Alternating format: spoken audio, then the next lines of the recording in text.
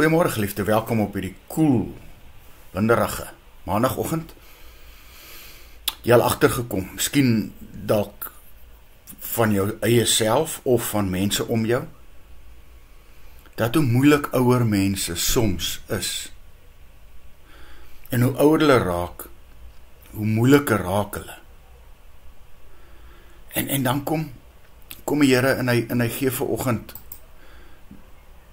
ook hierdie vers vir ons. Ouer mans moet nugter wees, waardig, verstandig, gesond in geloof, liefde en standvastigheid. Sien, nou ouer mense raak baie keer so selfgerig. Sien nou baie keer by mense wat skielik alleen word, wat net aan hulle self begin dink. En die lewe handel net oor hulle self. En die groot vraag wat ons vanmôre vra in hierdie gedeelte, is die beeld van 'n ouer Christen wat die Bybel vir ons voorhou? So? Of is ons eerder veronderstel om met die jare al hoe nader aan die Here te groei, sodat al hoe meer van hom deur ons optrede sigbaar in die wêreld kan wees? Natuurlik. Ons bereik nooit ooit 'n ouderdom waarop ons nie meer die vrug van die Gees hoef te dra nie. Hoor dit mooi. Nooit ooit daai ouderdom nie. Dieselfde nederigheid en afhanklikheid van die Here wat in die lewe van 'n 20 of 30-jarige Christen is, behoort, en hoor mooi, eintlik nog in 'n veel groter mate by senior Christene aanwesig te wees.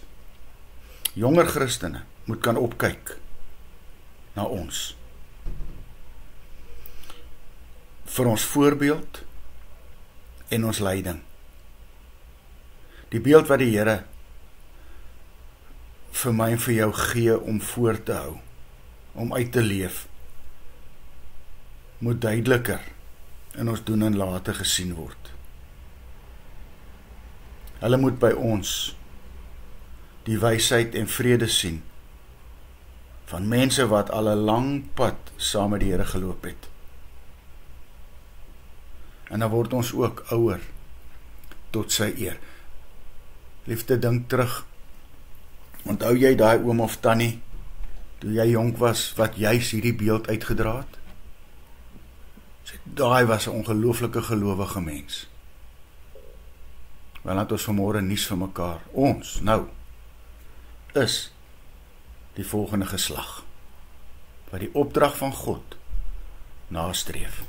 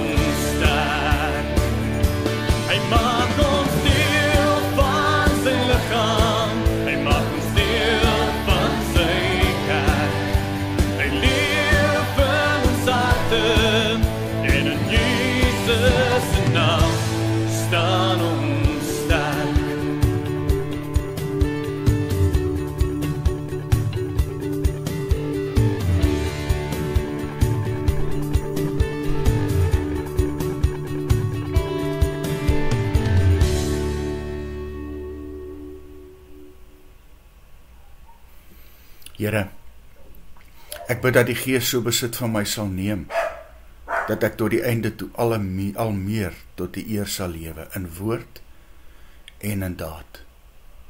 Amen. Mag jy saam met my geliefde 'n wonderlike dag hê.